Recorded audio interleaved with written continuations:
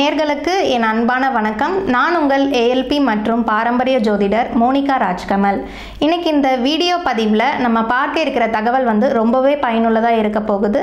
சித்தர் வழிபாட்டு முறையை பற்றி தான் இந்த வீடியோ முழுக்க நம்ம தெரிஞ்சுக்க இருக்கிறோம். 27 நட்சத்திரக்காரர்கள் ஆகட்டும், இந்த 12 ராசிக்குள் அடங்கி இருக்கக்கூடிய இந்த 27 நட்சத்திரக்காரர்களும் வணங்க வேண்டிய சித்தர்கள் யார் யார் அப்படிங்கிற ஒரு செய்தியை தான் இந்த பதிவில் முழுக்க பார்க்க இருக்கிறோம்.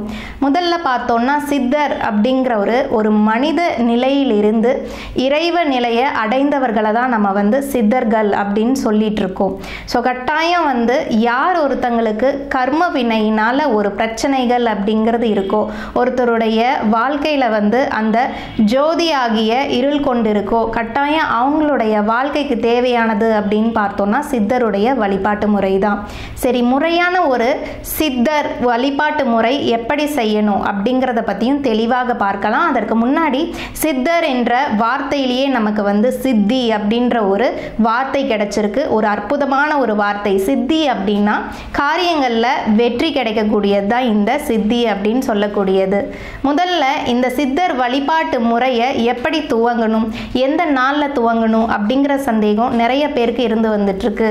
முதல்ல இந்த சித்தர் வழிபாடு துவங்கக்கூடிய நாள் அப்படின்னு பார்த்தோம்னா ஒன்று அமாவாசை தினமாக இருக்கணும். அடுத்தது பார்த்தோம்னா பௌர்ணமி தினம். அமாவாசை சிறப்பா பௌர்ணமி சிறப்பா என்று கேட்டிங்கன்னா கட்டாயம் பௌர்ணமி சிறப்பான நாள் அப்படின்னு சொல்லலாம். ஸோ அதுக்கடுத்து பார்த்தோம்னா ஒவ்வொருத்தருடைய ஜென்ம நட்சத்திரம் அப்படிங்கிற பிறந்த நட்சத்திர நாளன்று சித்தர் வழிபாடு தாராளமாக நீங்கள் செய்யலாம்.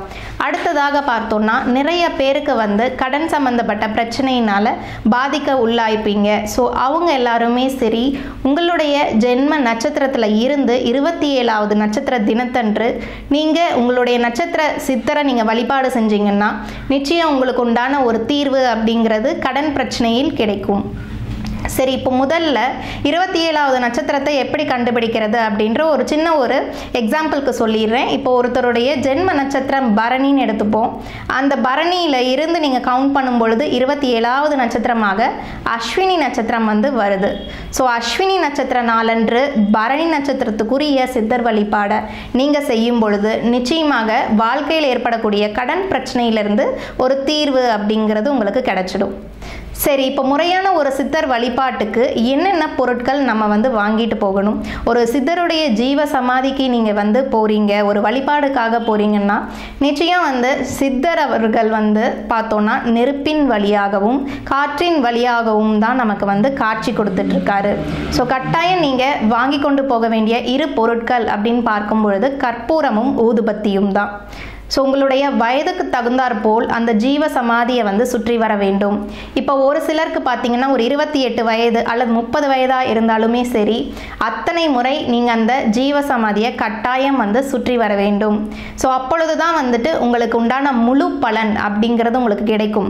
ஒவ்வொரு வயதுலையுமே சரி, நமக்கு நம்மளையே அறியாமல் ஏதாவது ஒரு சின்ன சின்ன ஜீவராசிகளை நம்ம அழிச்சிருப்போம். எறும்புகளை கூட நமக்கே தெரியாமல் நம்ம கைப்பட்டு ஏதாவது துன்பத்துக்கு ஆளாயிருக்கும். ஸோ அதனால தான் ஒவ்வொரு வயதிற்குமே ஒவ்வொரு சுற்றுக்கள் நீங்கள் அந்த ஜீவ சமாதியை சுற்றி வரணும் அப்படின்னு சொன்னதுக்கு காரணமே அதுதான். அடுத்த நட்சத்திரம் அப்படின்னு பார்க்கும் பொழுது அவிட்ட நட்சத்திரம். ஸோ இந்த அவிட்ட நட்சத்திரம் 1-2 பாதங்கள் உங்களுடைய மகர ராசியில் வருகின்றது. ஸோ இந்த அவிட்ட நட்சத்திரத்தில் யார் யாரெல்லாம் பிறந்திருக்கீங்களோ திருமூலருடைய வழிபாடு கட்டாயம் உங்களுடைய ஜென்ம நட்சத்திர நாளன்று செய்யலாம். அதை தவிர்த்து பௌர்ணமி, அமாவாசை இந்த தினங்கள்லையுமே சரி முறையான ஒரு சித்தர் வழிபாடை நீங்கள் துவங்குறீங்க. உங்களுக்கு என்ன வயதோ அந்த வயதுக்கு தகுந்த சுற்று. இப்போ 30 வயது ஆகுதுன்னா 30 வயது 30 சுற்று சுற்றணும் ஜீவ சமாதியை. ஸோ இந்த நிலை திருமூலரை நீங்கள் வழிபாடு செஞ்சு பாருங்கள். ஸோ கட்டாயம் அவிட்ட நட்சத்திரத்தில் பிறந்திருக்கக்கூடியவங்களுக்கு ஒரு நல்ல மாற்றம் அப்படிங்கிறது ஏற்படுத்தி கொடுக்கும். இப்போ 27 சித்தர்கள் உடைய வழிபாடு எந்தெந்த நட்சத்திரக்காரர்கள் எந்தெந்த சித்தர் வழிபாடு செய்யணும் அப்படிங்கிறத பற்றி பார்த்தோம். முறையாக இந்த சித்தருடைய வழிபாடை எப்படி வீட்டில் செய்யலாம் அப்படின்னு நிறைய பேர் கேட்குறீங்க. ஸோ அவங்களுக்காக பார்த்தோன்னா வீட்டில் ஒரே ஒரு ஊதுபத்தி ஏற்றி உங்கள் முன்னாடி வைங்க. வெள்ளை விரிப்பு விரித்து அதற்கு மேல் நீங்கள் அமரணும். ஸோ சமணங்கால் போட்டு நீங்கள் அமர்ந்து அந்த வெள்ளை விரிப்பு மேலே கண் மூடி அந்த ஊதுபத்தியின் வரக்கூடிய அந்த வாசன திரவியத்தை மட்டும் நீங்கள் முகர்ந்து கொண்டு உங்களுடைய நட்சத்திரத்துக்குரிய சித்தரை உங்கள் கண்ணு முன்னாடி நிலைநாட்டி ஒரு அரை மணி நேரம் வந்து நீங்கள் தியானத்தை துவங்குங்க. உங்களுக்கு என்ன பிரச்சனை அதை யோசிங்க, கண்ணை மூடி சொல்லுங்க அவர்கிட்ட. ஸோ கட்டாயம் அந்த அரை மணி நேரம் வந்து உங்களுடைய வாழ்க்கையில் பல மாற்றத்தை வந்து உங்களுக்கு ஏற்படுத்தி கொடுக்கும்.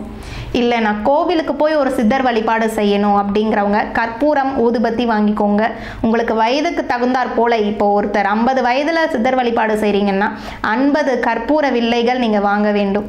ஸோ ஒவ்வொரு முறை நீங்கள் 50 சுற்றுக்கள் சுற்றும் பொழுதும் சரி, ஒவ்வொரு சுற்றுக்கும் வந்து அந்த ஜீவ சமாதி முன்னிலையில் ஒரு கற்பூரத்தை நீங்கள் ஏற்றணும். அப்பொழுது தான் ஒவ்வொரு வயதில் நீங்கள் செய்யக்கூடிய அந்த உங்களுக்கே அறியாத ஒரு பாவ நிலைகள் ஆகட்டும் அதற்குண்டான ஒரு பலன் உங்களை வந்து பாதிக்காமல் ஒரு நன்மையை தரக்கூடியதாக அந்த கற்பூரத்தின் ஒளி வந்து உங்களுக்கு கொடுக்கும். ஸோ எப்பயுமே ஒரு சித்தர் வழிபாடு செய்கிறீங்கன்னா பருத்தி ஆடை உடுத்தி கொண்டு செல்லுங்க ஜீவ சமாதிகளுக்கு.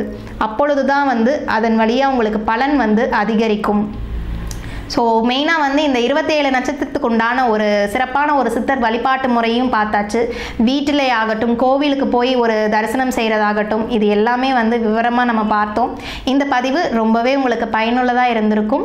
மீண்டும் மற்றொரு ஆன்மீக பதிவில் நான் உங்களை சந்திக்கிறேன். அதுவரை நன்றி, வணக்கம்.